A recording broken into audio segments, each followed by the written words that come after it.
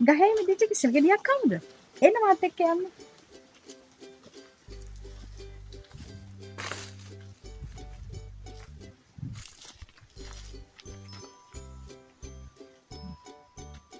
උස තමයි ඉතින් නැත්තේ.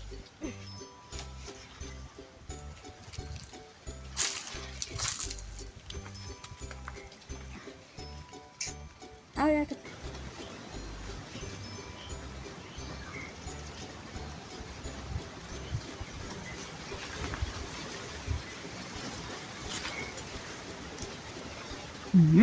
මෙහෙම ලස්සනට තිබුණට මේ තියෙන්නේ මාස 14ක 15ක විතර ලොකු මහන්සියක්. ඉතින් ඔයාලත් කෑමට කෙසෙල් ගනිද්දී ගොඩාක් ලොකුවට හැදිලා තියෙන ගෙඩි ගන්න එපා. මොකද රසායනික පොහොර භාවිතය වැඩි වුණාම තමයි ගෙඩි ගොඩාක් අනවශ්‍ය විදිහට ලොකු වෙලා තින්නේ. ඒ ගෙඩිවල රසය සහ ගුණය ගොඩක් අඩුයි. ඉතින් සාමාන්‍ය ප්‍රමාණයේ ගෙඩියක් තමයි ඔයාලා කෑමට තෝරගන්න අවශ්‍ය වෙන්නේ. අලුත් වීඩියෝ එකකින් හම්බෙමු. ඔයාලා හැමෝටම සුබ දවසක්.